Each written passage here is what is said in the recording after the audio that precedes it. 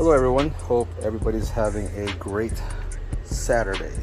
So of course this is my gearbox, my reverse gearbox for the Hayabusa Publica. Finally got the right size drive shaft flanges. This will of course go here. I already installed the other side so you guys can see what it looks like. So the way this works, if you don't know, as this one turns clockwise, that side also turns clockwise. Once I hit this lever,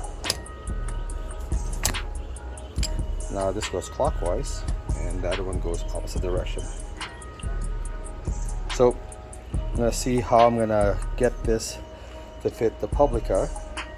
It's a really narrow transmission tunnel, split it in between the drive shaft, and then hopefully I get reverse spinally. Stay tuned.